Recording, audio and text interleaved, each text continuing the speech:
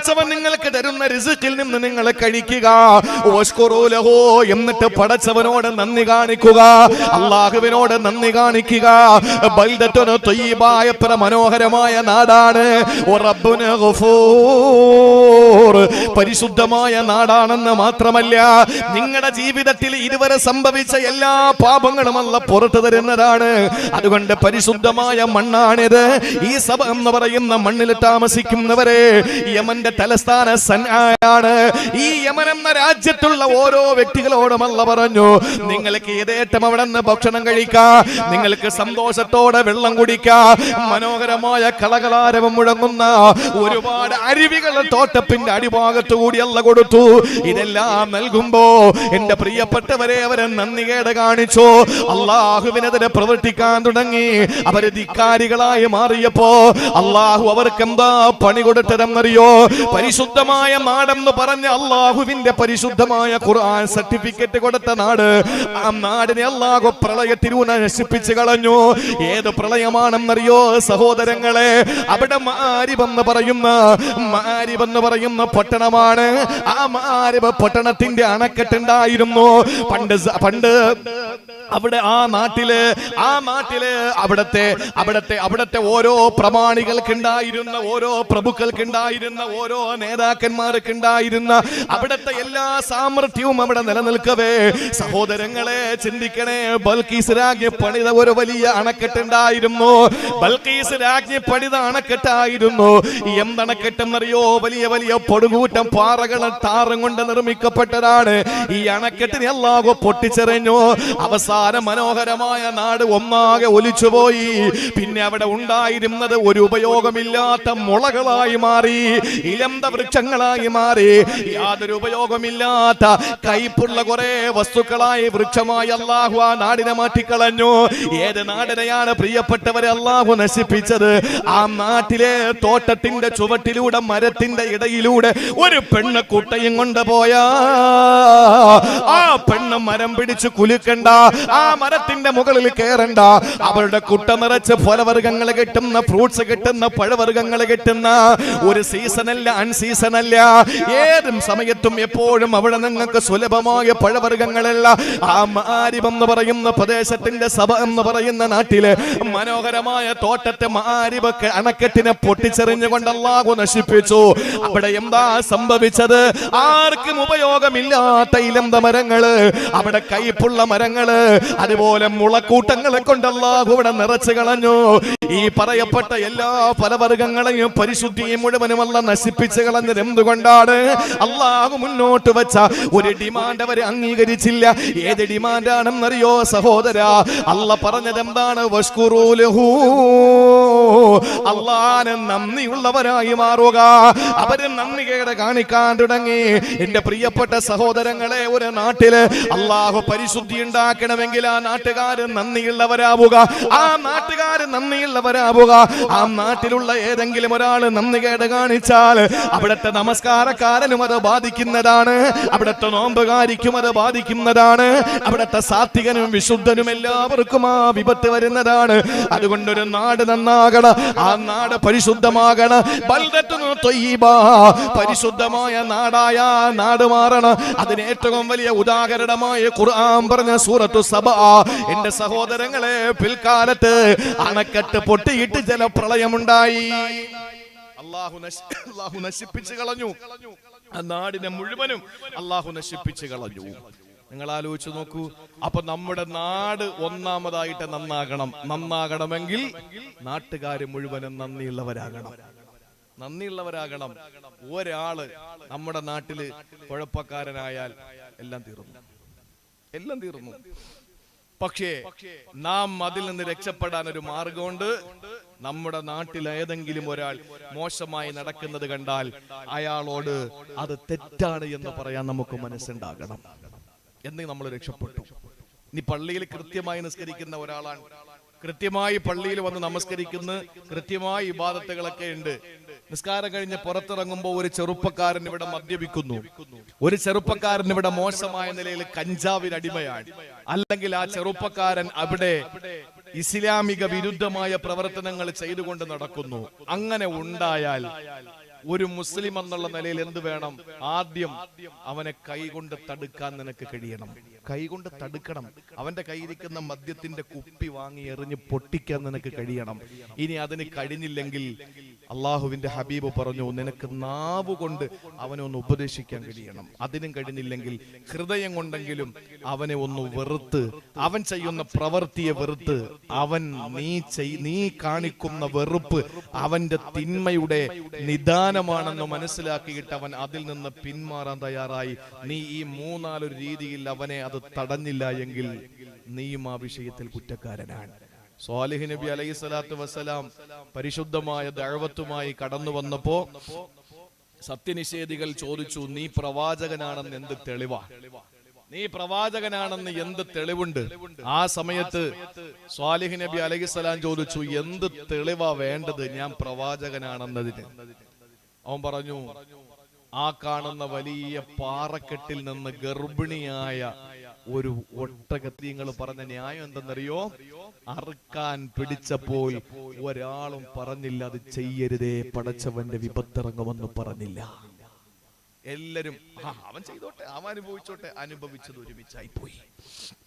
അതുകൊണ്ട് ആദ്യമായി വേണ്ടത് എന്റെ പ്രിയപ്പെട്ടവരെ, ഒരു നാട് നന്നാകലാണ്, ഒരു നാട് ത്വയ്യിബാകലാണ്. ബൽദത്തുൻ ത്വയ്യിബാ, പരിശുദ്ധമായ നാടായി നമ്മുടെ നാട് മാറേണ്ടതുണ്ട്. ഒന്നാമതായി സഹോദരങ്ങളെ, അത് കഴിഞ്ഞാൽ രണ്ടാമതാകട്ടെ ഈ നാട് മാത്രമല്ല, ഈ നാട്ടിലൂടെ നമ്മൾ നടന്നു പോകുമ്പോ നമ്മുടെ ചെരുപ്പിൽ പറ്റുന്ന, നമ്മുടെ കാൽപാദത്തിൽ പറ്റുന്ന മണ്ണുണ്ടല്ലോ, ഈ മണ്ണ് പരിശുദ്ധമാകണമെന്ന, ഈ മണ്ണ് പരിശുദ്ധമാകണമെന്ന പരിശുദ്ധമായ മണ്ണിനെ പറ്റിയാണ് അല്ലാഹു രണ്ടാമതായി പറഞ്ഞത്. എവിടെയാണല്ല പറഞ്ഞതെന്നറിയോ? അതേ സൂറത്തുൽ മാഇദയില് അല്ലാഹു പറയുകയാണ്, ഫലം തജിദൂ മാഅൻ ഫതയമ്മമൂ സഈദൻ ത്വയ്യിബാ. നിങ്ങൾ പരിശുദ്ധമായ മണ്ണ് കൊണ്ട് വെള്ളം കിട്ടിയില്ലെങ്കിൽ നിങ്ങൾ തയമ്മം ചെയ്യുക. ഫംസഹൂ ബിവുജൂഹികും വഅയ്ദീകും മിൻഹു, നിങ്ങളുടെ മുഖവും നിങ്ങളുടെ രണ്ട് കൈകളും തടകുക മണ്ണുപയോഗിച്ചുകൊണ്ട്. പ്രിയപ്പെട്ട സഹോദരങ്ങളെ മനസ്സിലാക്കണേ, രണ്ടാമത് അല്ലാഹു ത്വയ്യിബത്ത് എന്ന് പറഞ്ഞത് ആ നാടിനെ പറ്റിയല്ല, നാടിലെ മണ്ണിനെ പറ്റിയാ. ഇവിടത്തെ മണ്ണ് പരിശുദ്ധമാകണം, തയ്യിബത്താകണം, എന്നാലേ നമ്മുടെ അമലുകൾ അല്ലാഹു കബൂൽ ചെയ്യുകയുള്ളൂ. ഇവിടത്തെ മണ്ണ് എങ്ങനത്തെ മണ്ണാകണം സഹോദരാ? തയമ്മം ചെയ്യേണ്ടി വന്ന തയമ്മം ചെയ്യാൻ പറ്റുന്ന മണ്ണാകണം. അതുകൊണ്ടാണ് കാരുണ്യത്തിന്റെ പ്രവാചകൻ പറഞ്ഞത്, എനിക്ക് ഭൂമി മുഴുവനും നമസ്കാര സ്ഥലമാക്കി തന്നു അല്ലാ. എനിക്ക് ഭൂമിയിൽ എവിടെ വേണോ നമസ്കരിക്കാൻ പള്ളി തന്നെ വേണമെന്നില്ല, എനിക്ക് പള്ളിയിൽ തന്നെ നമസ്കരിക്കണമെന്നില്ല. അത് നമ്മൾ വ്യക്തമായി 2 കൊല്ലം കൊണ്ട് കണ്ടില്ലേ സഹോദരങ്ങളെ? നമ്മൾ പള്ളിയിലെല്ലാം നിസ്കരിച്ചിട്ടില്ല, പക്ഷേ കഴിഞ്ഞു പോയ 2 വർഷത്തെ നമ്മുടെ ഇബാദത്തുകൾ മുഴുവനും വീട്ടിലായിരുന്നല്ലോ. എന്നാൽ പ്രിയപ്പെട്ട സഹോദരങ്ങളെ, ലോകത്ത് എവിടെ പോയാലും നമുക്ക് നമസ്കരിക്കാം. ഫ്ലൈറ്റിൽ യാത്ര ചെയ്യുന്നവന് നമസ്കരിക്കാം, കപ്പലിൽ യാത്ര ചെയ്യുന്നവന് നമസ്കരിക്കാം, ട്രെയിനിൽ യാത്ര ചെയ്യുന്നവന് നമസ്കരിക്കാം. എവിടെയാണോ യാത്ര ചെയ്യുന്നത് അവനെല്ലാം നമസ്കരിക്കാം. പടച്ചതമ്പുരാ ഭൂമി പള്ളിയാക്കി കൊടുത്തിരിക്കുകയാ. അത് ഈ ഉമ്മത്തിന് അല്ലാഹു തന്ന സൗഭാഗ്യമാണ്. പിന്നെ റസൂലുള്ള പറഞ്ഞതെന്താണ്? മണ്ണ് എനിക്ക് വെള്ളത്തിന് പകരമാക്കി തന്നു അല്ലാ.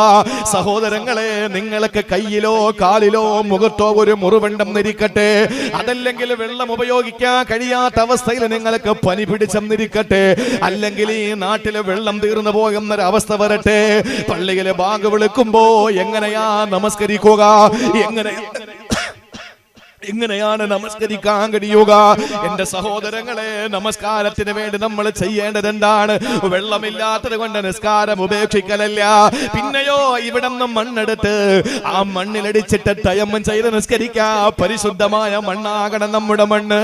അതാണ് അല്ലാഹു പറഞ്ഞത്, ഫതയമ്മമൂ സഈദൻ ത്വയ്യിബാ. നമ്മുടെ നാട്ടിലെ മണ്ണ് സഈദായ തയ്യിബത്തായ മണ്ണാകണമെന്ന. ഒരു നാട് ത്വയ്യിബായ പോരാ, ആ നാട്ടിലെ മണ്ണും ത്വയ്യിബത്താകണമെന്നാണ് സഹോദരങ്ങളെ. അതുകൊണ്ട് ശിക്കുന്നത് ഇത് പടച്ചവൻ നമുക്ക് തന്ന ഫളിലാണ് തയമ്മും എന്ന് പറയുന്നത്. ഒരു യുദ്ധം കഴിഞ്ഞ് സഹാബാക്കൾ നബിയും പ്രിയപ്പെട്ട നബിയും സഹാബത്തെ കടന്നു വരികയാ. ഓരോ യാത്രയിൽ നബിതങ്ങൾ ഓരോ ഭാര്യമാരെ കൊണ്ടുപോകും. അവരിൽ ആരെയാണോ നറുക്ക് വീഴുന്നത്, നറുക്കിട്ടിട്ട് ആരുടെ പേരാണോ നറുക്കിൽ വീഴുന്നത് ആ വീഴുന്ന പേരുള്ള പെണ്ണിനെ, ഭാര്യയെ, ഉമ്മഹാത്തുൽ മുഅ്മിനീനെ അല്ലാഹുവിന്റെ റസൂൽ യാത്രയിൽ കൊണ്ടുപോകുമായിരുന്നു.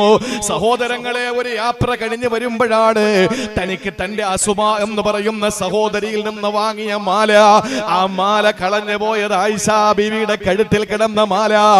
ഏതൊരു പെണ്ണും പുറത്തു പോകുമ്പോൾ മാല ഇടാറുണ്ടല്ലോ. സ്വർണം എന്ന് പറയുന്നവർക്ക് സ്വർഗം തന്നെയാണ്.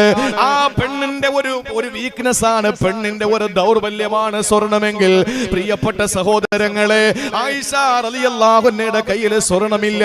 ചോദിച്ചു അസുമായിനോട്, ചോദിച്ചു അസുമ എന്ന് പറയുന്നത് ആയിഷയുടെ ഉമ്മയുടെ മോളല്ല, ആയിഷയുടെ ഉപ്പ അബൂബക്കറിന്റെ മോളാണ്, മറ്റൊരു ഭാര്യയിലുള്ള മോളാണ്. അസുമായിൽ നിന്ന് ഒരു മാല കടം വാങ്ങിയിട്ട് കൊണ്ടുപോവുകയാണ്. എങ്ങനത്തെ മാലയെന്നറിയോ? ഇന്ന് നമ്മുടെ തള്ളവിരലിന്റെ വലിപ്പമുള്ള മാലയല്ല, കൈപ്പറ്റിയുടെ വലിപ്പമുള്ള മാലയല്ല. ആ മാലയുടെ മുൻഭാഗത്ത് മാത്രമേ സ്വർണമുള്ളൂ. അതിന്റെ പുറകുവശത്തെ ചരടാണ്, തുണിയിനാലുള്ള നൂലിനാലുള്ള ചരടാണ്. അത്രയും സ്വർണത്തിന്റെ കമ്മി ഉണ്ടായിട്ട് ജീവിച്ച പ്രിയപ്പെട്ട ഭാര്യ, സഹോദരങ്ങളെ, പ്രിയപ്പെട്ട ഭാര്യ തന്റെ സഹോദരിയിൽ നിന്ന് കടം വാങ്ങിയിട്ട്, അസുമ എന്ന പ്രിയപ്പെട്ടവരിൽ നിന്ന് കടം വാങ്ങിയിട്ട് ആ മാല ധരിച്ചുകൊണ്ട് പോകുമ്പോ തിരികെ വരുന്ന സമയത്താണ് അവർക്ക് പ്രത്യേകമായ പ്രാഥമിക ആവശ്യം നിർവഹിക്കേണ്ടി വന്നത്. ആ സമയത്ത് ആയിഷാ ബീവി അവിടെ പോയി. തിരികെ വന്നപ്പോ മാല കാണാനില്ല. ചരിത്രം വിശാലമാണ്. അങ്ങനെയാണ് സഹോദരങ്ങളെ സൂറത്തുൻ നൂർ ഇറങ്ങാനുള്ള കാരണം അവിടെയാണ്. വ്യഭിചാരോപണം നടത്തി, അല്ലാഹുവിന്റെ ഹബീബിന്റെ പ്രിയപ്പെട്ട ഭാര്യയെ പറ്റിയിട്ട് വ്യഭിചാരോപണം നടത്തി. അവസാനം നിരപരാധിയാണെന്ന് തെളിഞ്ഞപ്പോ പ്രിയപ്പെട്ടവരെ രണ്ടാം കൊല്ലത്തെ യാത്ര വന്നു. ആ യാത്രയിലും ആയിഷയുടെ പേര് തന്നെ വീണു. ആയിഷ റളിയല്ലാഹു തആല അൻഹ.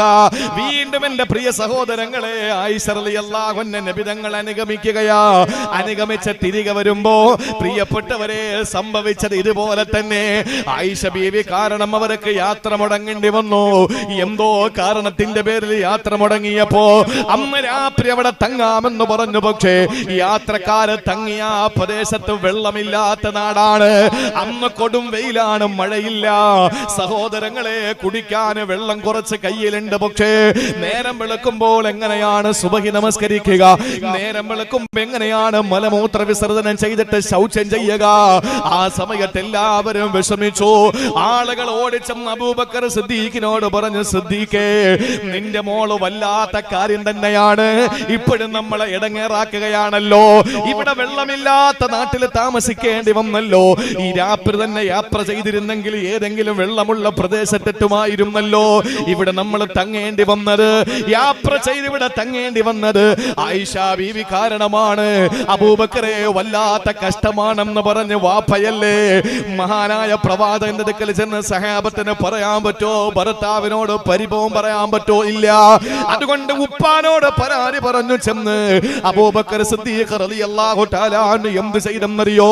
എന്റെ ആയിഷ ഇങ്ങനെ ജനങ്ങളെ വീർപ്പ് മുട്ടിക്കുകയാണല്ലോ, ജനങ്ങളെ ഇടങ്ങേറാക്കുകയാണല്ലോ, രണ്ട് കൊടുക്കണമെന്ന് നീയത്തോടെ കടന്നു ചെല്ലുമ്പോ കാരുണ്യത്തിന്റെ പ്രവാചകനിതാ ആയിഷയുടെ മടിയിൽ കിടക്കുകയാ. ആയിഷ റളിയല്ലാഹു അൻഹയുടെ മടിത്തട്ടിൽ റസൂലുള്ളാഹിന്റെ റിസാലത്തിന്റെ ശിരസ് ചേർത്ത് വെച്ച് കിടക്കുകയാ. ആ സമയത്ത് അബൂബക്കർ സിദ്ദീഖ് തങ്ങൾക്ക് ഒന്നും ചെയ്യാൻ വയ്യ, ഒന്നും ചെയ്യാൻ പറ്റുന്നില്ല. കാരണം നബി തങ്ങൾ ഉണർന്നാലോ, നബി തങ്ങൾ മടിയിൽ തല വെച്ച് കിടക്കുകയല്ലേ.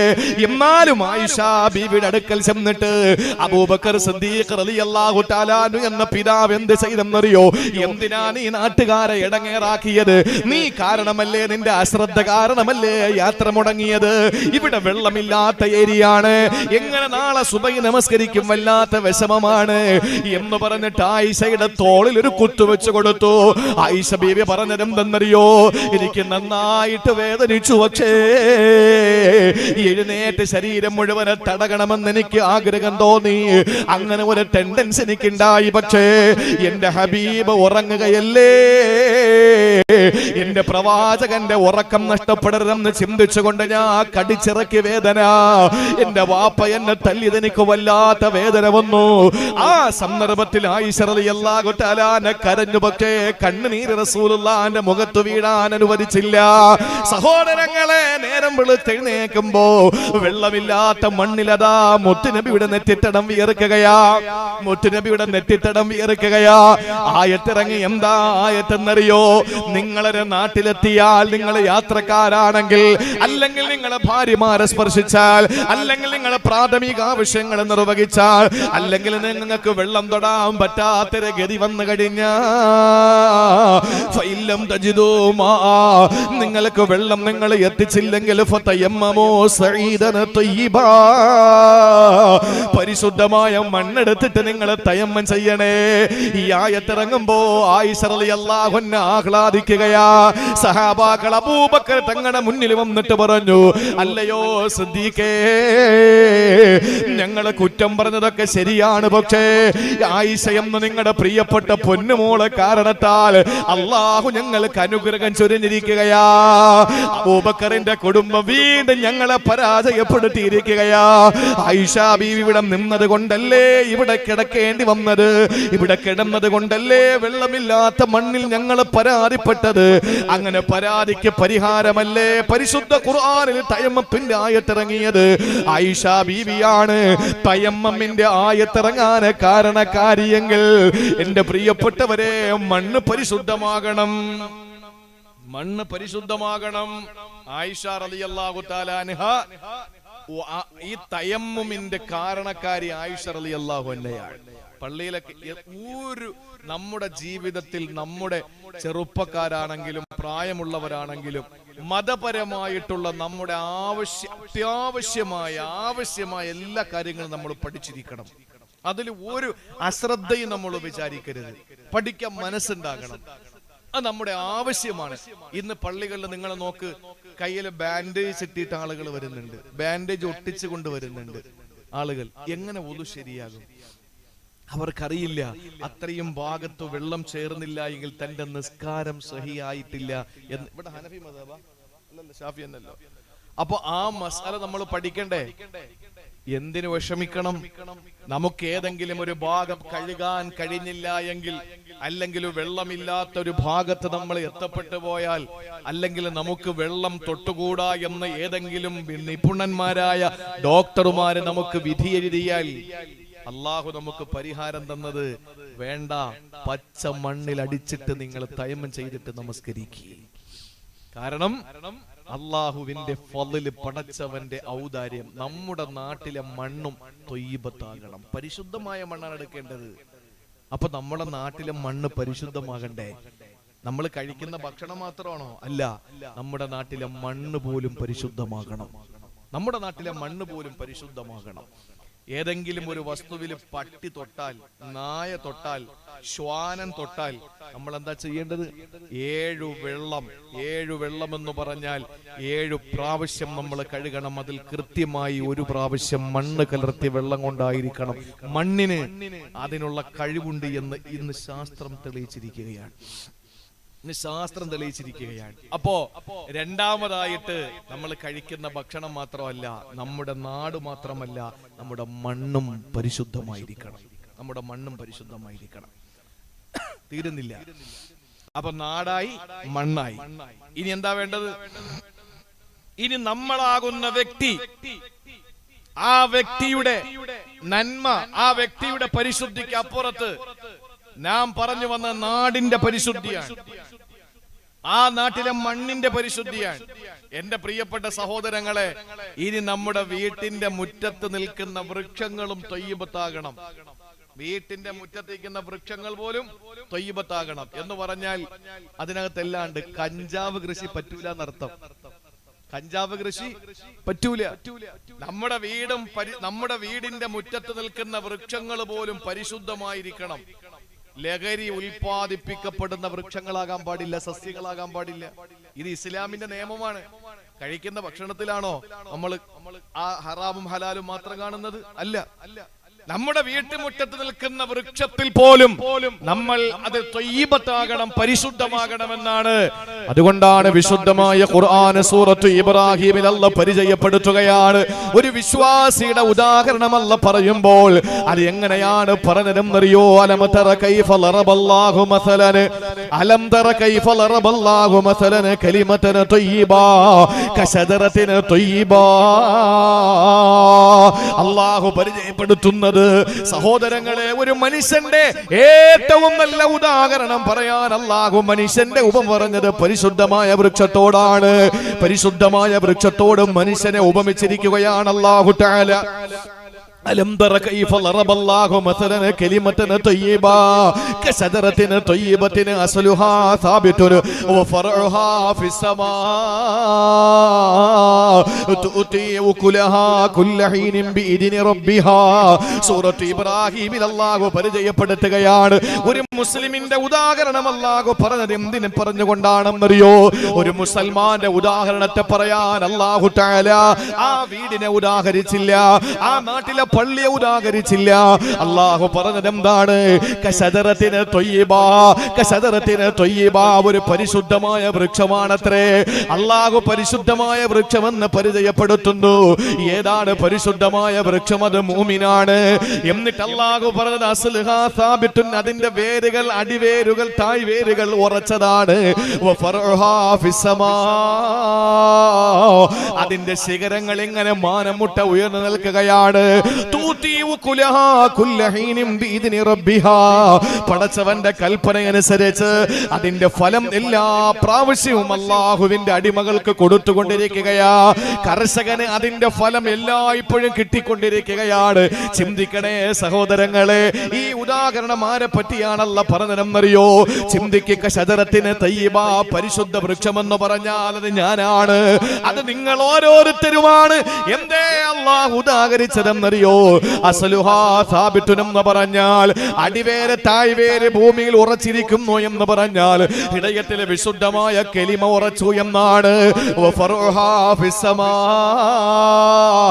അതിന്റെ ശിഖരങ്ങൾ ആകാശമുട്ട ഉയർന്നു നിൽക്കുന്നു എന്ന് പറഞ്ഞാൽ സഹോദരങ്ങളെ, അമലുകൾ എങ്ങനെ കയറി പോകണമെന്ന, അമലുകൾ എങ്ങനെ കയറി ആകാശത്തിലേക്ക് പോകണമെന്ന, ഓരോ ദിവസവും നമ്മുടെ അമലുകൾ എങ്ങനെ വാനലോകത്തേക്ക് കയറി പോകണമെന്നാണ്.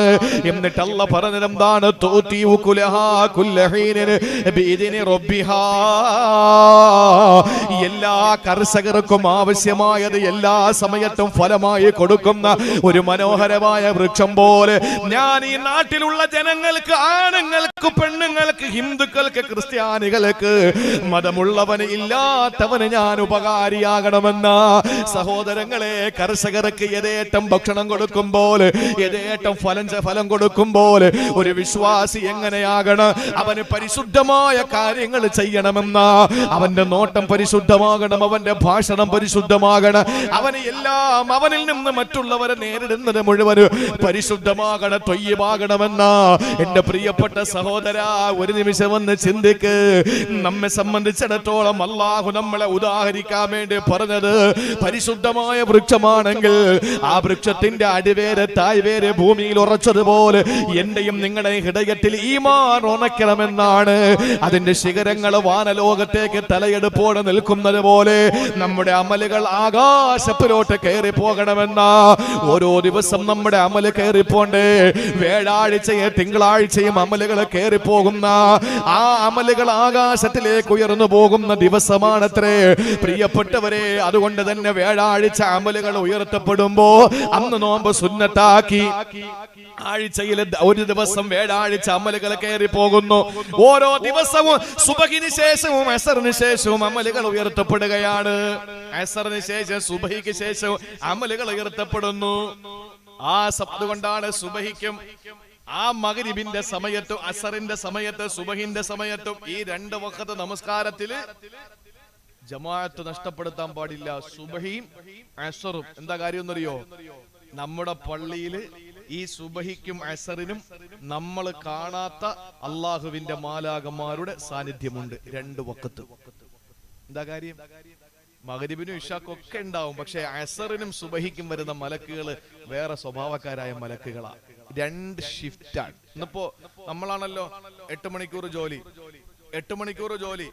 രാവിലെ 4 മണിക്ക് കയറിയാൽ വൈകുന്നേരം ഉച്ചക്ക് ഇറങ്ങാം അല്ലെ. 8 മണിക്ക് കയറിയാൽ വൈകുന്നേരം 4 മണിക്ക് ഇറങ്ങാം.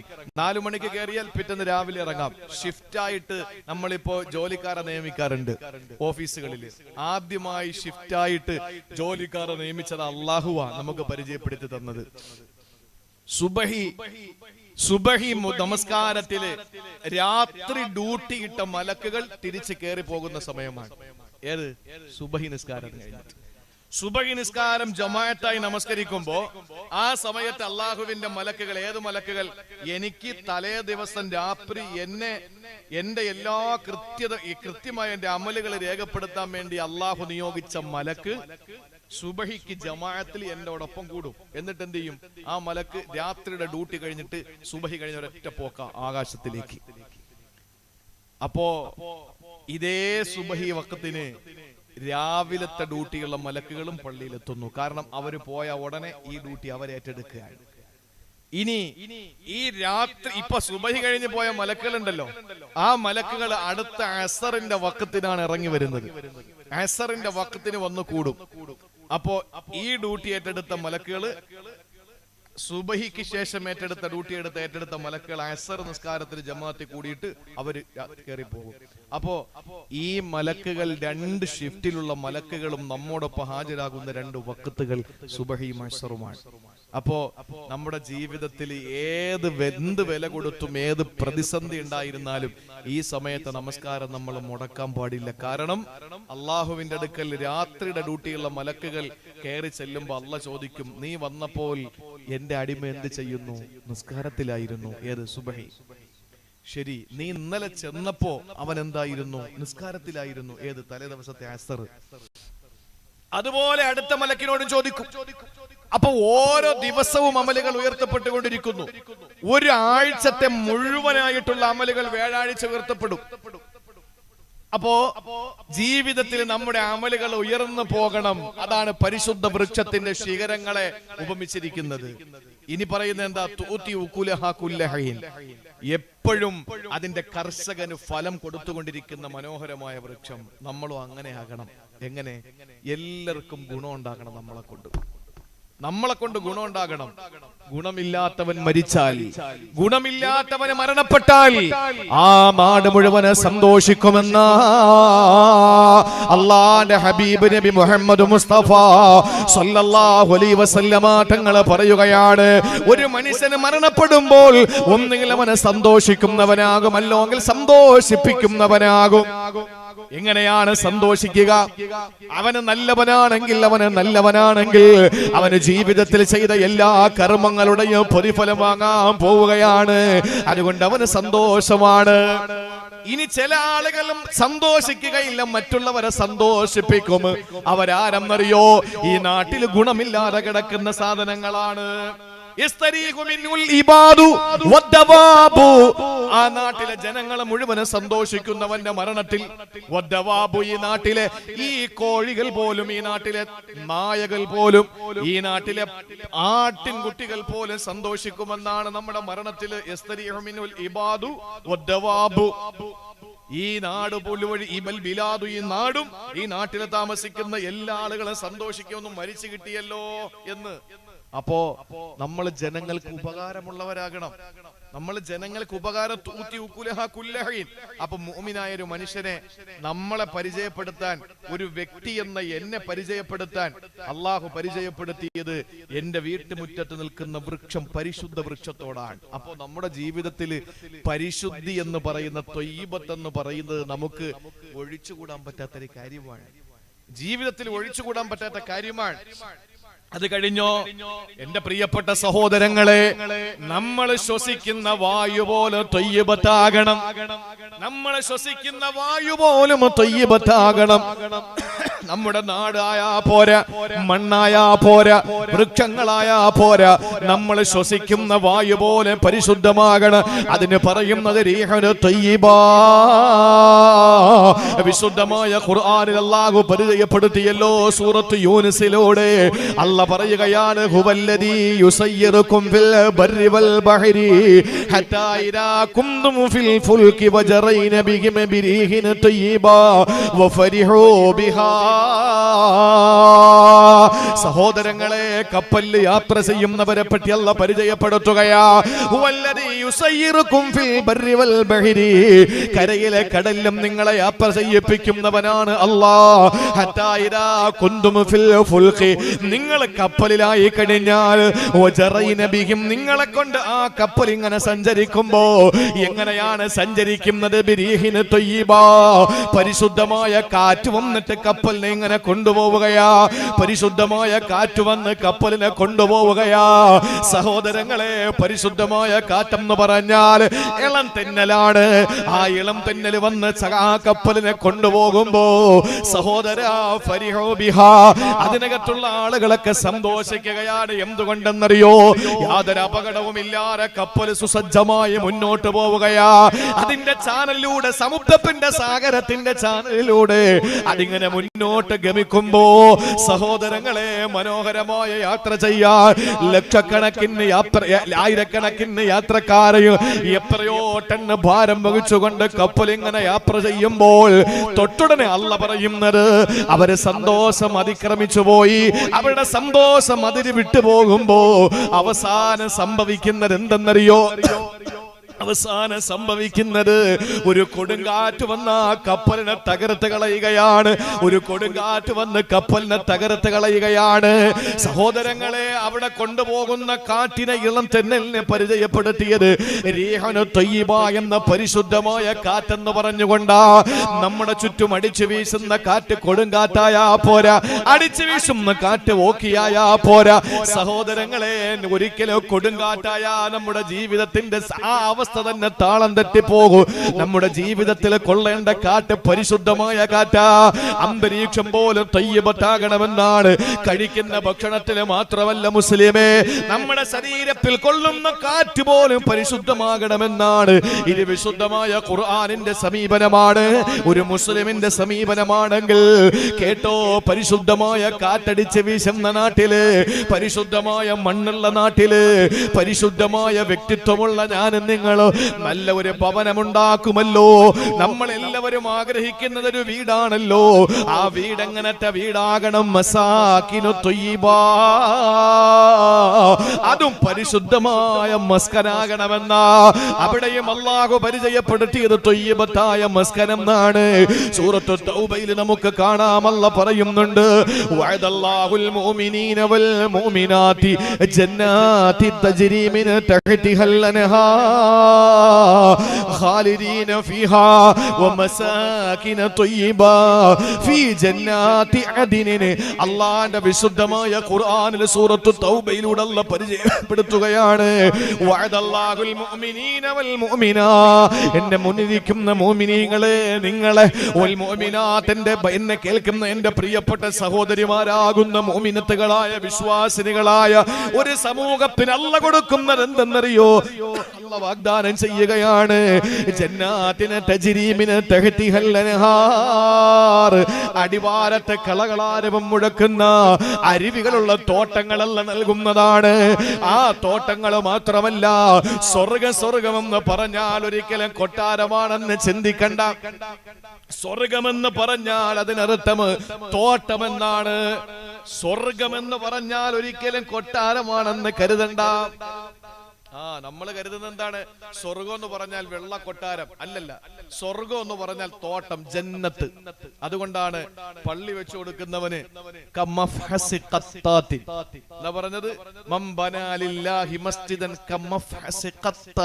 ഒരു കുരുവി കൂടിന്റെ അളവ് ഒരാൾ ഒരു പള്ളി വെച്ചു കൊടുത്താൽ ബനല്ലാഹു ലഹു ബൈതൻ ഫിൽ ജന്ന, തോട്ടത്തിൽ അല്ലാഹു ഒരു കെട്ടിടം പണിത് കൊടുക്കും. അവൻ നമ്മള് ഇവിടെ നിന്ന് ചില അമലുകൾ, ഈ വീട് നിർമ്മിക്കേണ്ട ചില കാര്യങ്ങളുണ്ട്, അത് ചെയ്യാതെ അല്ലാഹ് നീ എനിക്ക് സ്വർഗം താ, അല്ലാഹ് സ്വർഗം താ എന്ന് പറഞ്ഞാൽ വെറും തോട്ടം മാത്രം അല്ലാഹ് തന്നേക്കും. അപ്പൊ വീടുണ്ടാക്കാനുള്ള കാര്യം കൂടെ ചെയ്തിട്ട് പോണം. വീടുണ്ടായാൽ വൃക്ഷത്തൈ നട്ടുപിടിപ്പിക്കണമെന്നല്ലേ ദുനിയാവിൽ. ഏതാ സുബ്ഹാനല്ലാഹി വൽഹംദുലില്ലാഹി വലാ ഇലാഹ ഇല്ലല്ലാഹ് വല്ലാഹു അക്ബർ ഒരു റിപ്പോർട്ടിൽ, സുബ്ഹാനല്ലാഹ് അത് മറ്റൊരു റിപ്പോർട്ടിൽ. തസ്ബീഹ് ചൊല്ലിയാൽ അവന് നാളെ ആ സ്വർഗത്തിൽ അഥവാ തോട്ടത്തില് അവന് വൃക്ഷങ്ങളെ സസ്യങ്ങളെ നട്ടുപിടിപ്പിക്കുമെന്ന് നബി മുഹമ്മദ് മുസ്തഫ. അവന് തോട്ടമുണ്ടെന്നേ അർത്ഥമുള്ളൂ സ്വർഗം എന്ന് പറഞ്ഞാൽ. അപ്പൊ എന്താ പറഞ്ഞത്?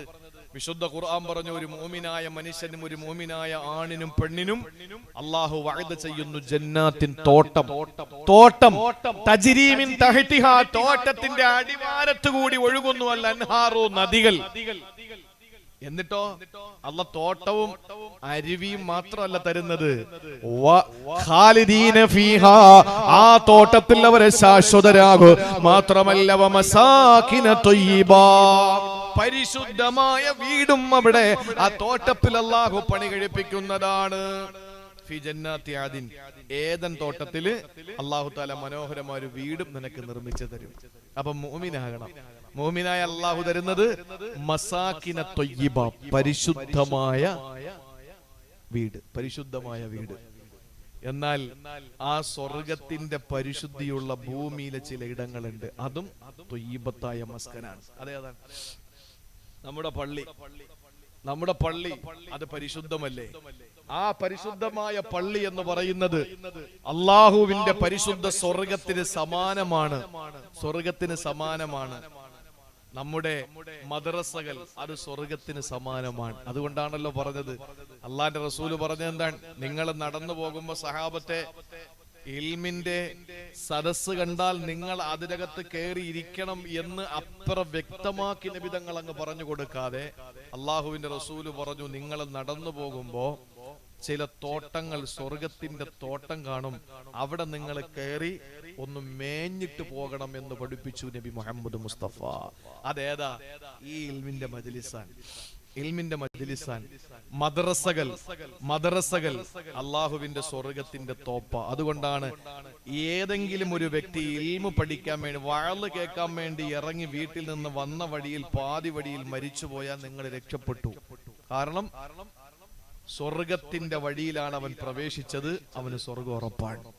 മദ്രസയിൽ പഠിക്കാൻ പോകുമ്പോൾ മരണപ്പെട്ടാൽ, ദറസിൽ പഠിക്കാൻ പോകുമ്പോൾ മരണപ്പെട്ടാൽ രക്ഷപ്പെട്ടു. ഇൽമിനെ തേടിയുള്ള വഴികളിൽ മരണപ്പെട്ടു പോകുന്നവന് സ്വർഗമുണ്ടെന്ന് പറയാൻ കാരണം അവൻ സ്വർഗത്തിലേക്കാണ് നടന്നു പോയത്. നമ്മുടെ മദ്രസകൾ സ്വർഗ സമാനമാണ്, നമ്മുടെ പള്ളികൾ സ്വർഗ സമാനമാണ്, നമ്മുടെ വീടുകൾ സ്വർഗ സമാനമാണ്. നമ്മുടെ വീടുകൾ സ്വർഗ സമാനമാണ് അല്ലേ? നമ്മുടെ വീടുകൾ സ്വർഗ സമാനമാണ്, ഒരു സംശയവും വേണ്ട. എന്നാണ് അള്ളാഹു വിശുദ്ധ ഖുർആനിലൂടെ പറഞ്ഞത്, യാ ആദമുസ്കുൻ അൻത വസൗജുകൽ ജന്ന, നിങ്ങൾ സ്വർഗത്തെ നിങ്ങൾ നിങ്ങളുടെ ഭാര്യ കൂടി മസ്കനാക്കിക്കോ. മസ്കൻ എന്ന് പറഞ്ഞാൽ വീട്. അപ്പൊ സ്വർഗത്തെ നിങ്ങൾ മസ്കനാക്കിക്കോ എന്ന് പറഞ്ഞാൽ ഭാര്യയും ഭർത്താവും അള്ളാഹുവിന്റെ വിധിവിലക്കുകൾ അംഗീകരിച്ച് ജീവിക്കുന്ന ഒരു വീട് സ്വർഗമാണ്. ഒരു സംശയം അക്കാര്യത്തിൽ വേണ്ട. ഭാര്യ, മക്കൾ, മാതാപിതാക്കൾ സന്തോഷത്തോടു കൂടി ഒരു വീട്ടിൽ കഴിയുന്നു. നമ്മുടെ ഈ കുറക്കോട് എന്ന് പറയുന്ന ഈ പ്രദേശത്ത് ഒരു വാപ്പ, ഒരു ഉമ്മ, അവരുടെ കുഞ്ഞു മക്കള്, അല്ലെങ്കിൽ വാപ്പ, ഉമ്മ, മരുമകൾ, മകൻ, അവരുടെ ഫാമിലി, അല്ലെങ്കിൽ മകൾ, മരുമകൻ, അവരുടെ ഫാമിലി, അങ്ങനെ എല്ലാവരും സന്തോഷത്തോടു കൂടി ദീനനുസരിച്ച് ജീവിക്കുന്നവരായാൽ ഇവർക്ക് കിട്ടുന്ന പ്രതിഫലം എന്തെന്നറിയോ? നാളെ മരണപ്പെടുമ്പോ ജന്നാത്തു അദ്നിൻ യദ്ഖുലൂനഹ, ഈ പറഞ്ഞ അദിൻ, ജന്നാത്തു അദ്നിൻ, ഈ പറഞ്ഞ സ്ഥലം ഉണ്ടല്ലോ, എവിടെ? ഇപ്പൊ തൊട്ട് മുമ്പ് പറഞ്ഞ എന്താണ്? വമസാകിന ത്വയ്യിബതൻ ഫീ ജന്നാത്തി അദിൻ, ഏദൻ തോട്ടത്തിൽ നിങ്ങൾക്ക് പരിശുദ്ധ ഭവനം തരുമെന്ന് പറഞ്ഞു. ആ ഭവനത്തിൽ പോകാൻ കാരണം ജന്നാത്തു അദ്നി യദ്ഖുലൂനഹ വമൻ സലഹ മിൻ ആബാഇഹിം വഅസ്വാജിഹിം വദുരിയാതിഹിം, വിശുദ്ധ ഖുർആൻ. അവന്റെ കുടുംബം, ഭാര്യയാണെങ്കിൽ ഭർത്താവ്, ഭർത്താവാണെങ്കിൽ ഭാര്യ, മക്കള്, മാതാപിതാക്കൾ എല്ലാവരോടൊപ്പം സുഖമായിട്ട് അവര് സ്വർഗത്തിൽ താമസിക്കുമെന്നാണ്. അപ്പൊ അവിടെ പോകണമെങ്കിൽ ഇവിടെ നമ്മുടെ വീട് സ്വർഗമാകണം. നമ്മുടെ വീട് സ്വർഗമാകണം. അതിന് നമ്മുടെ വീട് തൊയ്യിബത്താകണം, നമ്മുടെ ഭവനം തൊയ്യിബത്താകണം. എന്റെ പ്രിയപ്പെട്ടവരെ, നാട് തൊയ്യിബത്തായ പോരാ, നമ്മുടെ നാട് തൊയ്യിബത്തായ പോരാ, നമ്മുടെ മണ്ണ് തൊയ്യിബത്തായ പോരാ, നമ്മുടെ വീട്ടിന്റെ മുന്നിൽ നിൽക്കുന്ന വൃക്ഷം തൊയ്യിബത്തായ പോരാ. ആ വൃക്ഷത്തിൽ തഴുകി തലോടി പോകുന്ന ഇളം തെന്നലാകുന്ന ആ കാറ്റുകൾ പരിശുദ്ധമായ പോരാ. നമ്മുടെ വീട് പരിശുദ്ധമാകണ്ടേ. പരിശുദ്ധമായ ഭവനമായാൽ നാളെ അള്ളാന്റെ സ്വർഗലോകത്ത് ആ കുടുംബാദികളോടൊപ്പം നാളെ കിടക്കാൻ പറ്റുമെന്നാണ് എന്റെ പ്രിയപ്പെട്ടവരെ. അങ്ങനെ വീടായി, ഒരു നാടായി, നാട്ടിലെ മണ്ണായി, ഒരു മനോഹരമായ വീടായി, വീടിന്റെ മുറ്റത്ത് മരങ്ങളായി, എല്ലാമായി. ഇനിയൊരു കല്യാണം കഴിക്കണ്ടേ? ഇനിയൊരു കല്യാണം കഴിക്കണ്ടേ? ഇനിയൊരു വിവാഹം കഴിക്കണം. അതിനെന്താ വേണ്ടത്? കഴിക്കാൻ പോകുന്ന പെണ്ണും തൊയ്യിബത്താകണം. കഴിക്കാൻ പോകുന്ന പെണ്ണും, ഇതത്രയും ഖുർആനാണ് ഈ പറയുന്നത്. കഴിക്കുന്ന ഫുഡ് ഹലാൽ ഫുഡ് മാത്രമല്ല, അത് മനസ്സിലാക്കാൻ വേണ്ടി ഞാൻ പറയാൻ. നിങ്ങൾ വിവാഹം കഴിക്കുന്ന പെണ്ണ് അതാകണം, ത്വയ്യിബത്താകണം. അതാണ് അല്ലാഹ് സൂറത്തുൻ നിസായിലൂടെ പറഞ്ഞത്, ഫംഗിഹു മാ ത്വാബ ലക്കും മിനൻ നിസാ മസ്നാ വസുലാസ വറുബാ ഫഇൻ ഖിഫ്തും അല്ലാ തഅദിലു ഫവാഹിദാ. അല്ലാഹ് പറയുകയാണ്, ഫംഗിഹു, നിങ്ങൾ നിക്കാഹ് കഴിക്കുക, മാ ത്വാബ ലക്കും, നിങ്ങൾക്ക് പരിശുദ്ധമായതിനെ. ത്വാബ എന്ന് പറഞ്ഞാൽ ത്വയ്യിബത്തായതിനെ. ത്വാബ എന്ന് പറഞ്ഞാൽ പരിശുദ്ധമായതിനെ. സ്ത്രീകളിൽ നിന്ന് പരിശുദ്ധവതികളെ കല്യാണം കഴിക്കണം. ഗൗരവത്തോടെ കേൾക്കണേ, ഒരല്പം ഒന്ന് ശ്രദ്ധിക്കണം. ഇന്ന് പാർലമെന്റിൽ ഒരു തീരുമാനം വന്നോ ഇല്ലെന്ന് അറിയില്ല. വന്നാ എന്ത് പറഞ്ഞേ? 2 ദിവസം 2 വർഷം 2 വർഷം കഴിഞ്ഞ്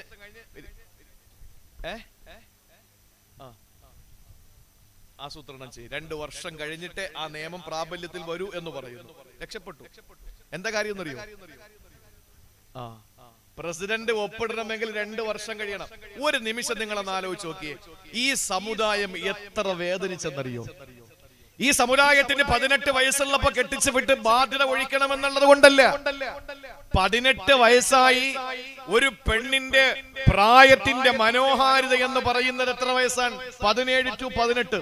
അതാണ് എഴുത്തുകാരും ചിന്തകരും മുഴുവനും പറയുന്നത്. മധുര 21 എന്ന് പറയില്ല, പറയുന്നത് എന്താ? മധുര 17 എന്ന് പറഞ്ഞ എന്താണ്? ആ പ്രായമാണ് നല്ല പ്രായം. പക്വതയില്ലെന്ന് ആര് പറഞ്ഞു? പക്വതയില്ലെന്ന് ആരാ പറഞ്ഞത്? എന്നിട്ട് പെൺകുട്ടികൾക്ക് പക്വത വരുന്നത് 17ാമത്തെ വയസ്സിൽ. അവർക്ക് പക്വത വരില്ലേ? ആ പക്വത വരുന്ന ഒരു പെണ്ണിനെ വിവാഹം കഴിപ്പിച്ചയക്കുന്നതിനു വേണ്ടി തീരുമാനമെടുക്കുമ്പോൾ ആ തീരുമാനമെടുക്കുന്ന പ്രിയപ്പെട്ട വാപ്പ കഷ്ടപ്പെട്ട് തന്റെ പൊന്നുമോളെ നിക്കാഹ് കഴിപ്പിച്ച്, അല്ലെങ്കിൽ ഒരു പ്രൊപ്പോസൽ വന്ന് അതിനു വേണ്ടി പണിയെടുത്ത് എൻഗേജ്മെന്റ് കഴിഞ്ഞാൽ എത്ര മാതാപിതാക്കൾ വിളിച്ചു പറഞ്ഞിട്ടുണ്ടെന്നറിയോ? ഒന്ന് നിക്കാഹ് കഴിച്ചെങ്കിലും വെക്കണം ഉസ്താദേ. അവർ തമ്മിൽ ഫോൺ വിളിയുണ്ട്, അവര് ഇടയ്ക്കൊക്കെ സ്കൂളിലും കോളേജിലും പോയി കാണുന്നുണ്ട്. അള്ളാഹു അറിയുന്ന രീതിയിൽ നമുക്കൂടെ അതിന് കാരണക്കാരായ നമുക്കൂടെ ശിക്ഷ കിട്ടൂലേ, അതുകൊണ്ട് നിക്കാഹ് കഴിപ്പിച്ചങ്ങ് വെക്കാം, കല്യാണം പിന്നെ നടത്താം എന്ന് പറഞ്ഞിട്ട് എത്ര മാതാപിതാക്കൾ നിക്കാഹ് കഴിപ്പിച്ചു വെക്കുന്നു. പെണ്ണുങ്ങൾ മോശക്കാരി ആയതുകൊണ്ടല്ല, മറിച്ച് വിവാഹ നിശ്ചയം കഴിഞ്ഞല്ലോ, അതുകൊണ്ട് ആ പെൺകുട്ടിയെ ഒന്ന് ഫോണിൽ വിളിച്ചിട്ട് അവളുടെ സുഖവിവരങ്ങൾ ചോദിക്കുന്ന പ്രതിശ്രുത വരൻ അവളെ വിളിക്കൽ നിഷിദ്ധമാണ്. അത് നമ്മൾ പഠിച്ചിട്ടുള്ളതാണ്. അതുകൊണ്ട് തന്നെ നിക്കാഹ് കഴിപ്പിച്ചു വെക്കുന്നു പല വീടുകളിലും. ഞാനൊന്ന് ചോദിച്ചോട്ടെ, ഈ 21 വയസ്സ് വേണോന്ന് പറയുമ്പോൾ എന്താ സംഭവിക്കുന്നതെന്നറിയോ? ഇവിടെ ഒരാൾ പ്രായപൂർത്തിയാകുന്ന പ്രായം 18ആണ്. വോട്ടർ പട്ടികയിൽ നമുക്ക് പേര് വരികയും വോട്ടവകാശം വരികയും ചെയ്തത് 18ാമത്തെ വയസ്സാണ്, അല്ലേ? 21 അല്ലല്ലോ, 18 വയസ്സായ ഒരു, ഞാൻ വളരെ സിമ്പിൾ ആയിട്ട് പറഞ്ഞുതരാം. 21 വയസ്സ് വേണം വിവാഹത്തിന് എന്ന് പറയുന്നതിലുള്ള അതിന്റെ പിന്നിലുള്ള ഒരു അപ്രായോഗികത, അതാണ് ഈ പറയാൻ പോകുന്നത്. എന്താണെന്നറിയോ? 18 വയസ്സായ ഒരു പെണ്ണ്, കൊറക്കോടുള്ള ഒരു പെണ്ണ്, 18 വയസ്സായ കൊറക്കോടുള്ള ഒരു ചെറുപ്പക്കാരൻ, രണ്ടുപേരും ഇവിടെ ഈ വഴിയരികിൽ നിന്നുകൊണ്ട് അവരുടെ ഇഷ്ടത്തിനൊത്ത് എന്ത് ചെയ്താലും നമുക്കൊന്നും പറയാൻ പറ്റില്ല. ഇനി നമ്മൾ കൊണ്ടൊന്ന് കേസ് കൊടുത്തെന്നിരിക്കട്ടെ, വാപ്പ കണ്ടിട്ട് കേസ് കൊടുത്തെന്നിരിക്കട്ടെ, കോടതിയിൽ വിളിപ്പിച്ചിട്ട് പെണ്ണിനോട് ചോദിക്കും, എന്തായി ചെയ്തത്? നിന്റെ ഇഷ്ടപ്രകാരം തന്നെയാണോ? അതെ, എന്റെ ഇഷ്ടപ്രകാരമാണ്. ശരി, പൊക്കോളൂ, ഇന്ത്യയുടെ നിയമം അതാ, നിങ്ങളെ വെറുതെ വിട്ടിരിക്കുന്നു, സ്വയം ഇഷ്ടപ്രകാരം ചെയ്തതല്ലേ, അതുകൊണ്ട് കുഴപ്പമില്ല. എന്നാൽ ആ വാപ്പ കരഞ്ഞുകൊണ്ട് വീട്ടിൽ വന്നു. ഇനി ഈ വാപ്പ 18 വയസ്സായ മകൾക്ക് ഒരു വിവാഹാലോചന ഉണ്ടാക്കി, കഷ്ടപ്പെട്ട് ആരിൽ നിന്നൊക്കെയോ കടം വാങ്ങി 10 പവൻ ഉണ്ടാക്കിയിട്ട് ഈ മകളെ ഈ കുറക്കോട് പള്ളിക്കകത്ത് വെച്ച് കുറച്ച് ആളുകളെയൊക്കെ വിളിച്ചു കൂട്ടിയിട്ട് കുറച്ച് ഭക്ഷണം ഉണ്ടാക്കി കൊടുത്ത് പാവപ്പെട്ട ഉപ്പ ആ പൊന്നുമോളെ തനിക്ക് വേണ്ടി കണ്ടെത്തിയ പുതിയാപ്പയുടെ കൈ പിടിച്ചേൽപ്പിച്ചിട്ട് പൊന്നുപോലെ നോക്കണേ, പൊന്നുപോലെ നോക്കണേ, ഉസബ്ബിജുക അലാമ അമറല്ലാഹു തആല ബിഹി മിൻ ഇംസാകിൻ ബിമഅറൂഫിൻ ഔ തസ്രീഹിൻ ബിഇഹ്സാൻ. നിനക്ക് പറ്റില്ല എന്ന് കണ്ടാൽ ഈ കൊടുത്ത ചോറൊക്കെ ഞാൻ സഹിച്ചോളാം, നീ അടിച്ചു പൊട്ടിക്കാതെ എന്റെ വീട്ടിൽ കൊണ്ടുവന്നാക്കണം എന്നതിന്റെ അർത്ഥം. അങ്ങനെ ഒരു പെണ്ണിന്റെ വാപ്പ പെണ്ണിനെ ഒരു പുതിയാപ്പയുടെ കയ്യിൽ പിടിച്ചേൽപ്പിക്കുന്നത് 18ാമത്തെ വയസ്സിലാണെങ്കിൽ പ്രസിഡന്റ് ഒപ്പുവെച്ചാൽ വാപ്പാകത്ത് പോകും. ഇതേ പെണ്ണ് വേറൊരു പുരുഷനുമായിട്ട് എവിടെയെങ്കിലും സല്ലപിക്കുന്നത് കണ്ടാൽ വാപ്പ പരാതി കൊടുത്താലും വാപ്പാക്കെതിരെ വല്ല പെണ്ണിനെതിരെ കേസ് ഉണ്ടാവൂല. കാരണം സ്വന്തം ഇഷ്ടപ്രകാരം എന്തുമാവുന്ന കാലമാണ്. നിങ്ങളൊന്ന് ആലോചിച്ച് നോക്കിയേ, ഇതിൽ എന്ത് യുക്തിയാണ്? അനുവദനീയമായ മാർഗത്തിൽ ഒരു പെണ്ണിനെ വിവാഹം കഴിപ്പിച്ചയക്കാനുള്ള സൗകര്യം നിഷേധിക്കപ്പെടുന്നു. അതേപോലെ ആ പെണ്ണിന് 18 വയസ്സായി കഴിഞ്ഞാൽ ആരുമായിട്ടും എന്തുമാകാൻ കഴിയുന്നു എന്നൊരവസ്ഥ എത്തപ്പെടുന്നു. അങ്ങനെ ഒരു രാജ്യത്തിന് നിയമമുണ്ടായാൽ ഒന്ന് ചിന്തിച്ചു നോക്കിയേ. അള്ളാഹു നമുക്ക് മനസ്സിലാക്കാനുള്ള തൗഫീക്ക് തരട്ടെ. അതുകൊണ്ട് എന്ത് വില കൊടുത്തും ആ വിഷയത്തിനെതിരെ, അല്ലാതെ മുസ്ലിം ഉമ്മത്തിനെ സംബന്ധിച്ചിടത്തോളം 21 വയസ്സ് വരെ നമ്മൾക്ക് നമ്മുടെ മക്കൾക്ക് ഭക്ഷണം കൊടുക്കുന്നതിന് തടസ്സമുണ്ടെന്നോ അല്ലെങ്കിൽ നമുക്കെതിരെ ബാധ്യതയാണെന്നോ അല്ലതിന്റെ പേരിലല്ല, മറിച്ച് ആ പ്രിയപ്പെട്ട പൊന്നുമോളെ അനുവദനീയമായ മാർഗത്തിൽ അവളെ ഒരു മനുഷ്യന്റെ കയ്യിൽ ഏൽപ്പിച്ചിട്ട് ആ ഒരു കടമ പൂർത്തീകരിച്ച് ആ പ്രിയപ്പെട്ട മകൾ നല്ലൊരു ജീവിതം കാണാനുള്ള ആഗ്രഹത്തിന്റെ പേരിലാണ്. അപ്പൊ നമ്മൾ വിവാഹം കഴിക്കാൻ വേണ്ടിയിട്ട് തിരഞ്ഞെടുക്കുന്ന പെണ്ണാരാകണം? ത്വയ്യിബത്താകണം. അതാണ് അല്ലാഹ് പറഞ്ഞത്, ത്വയ്യിബത്തായ നിലയിലുള്ള പെണ്ണുങ്ങളെ നീ വിവാഹം കഴിക്കണം.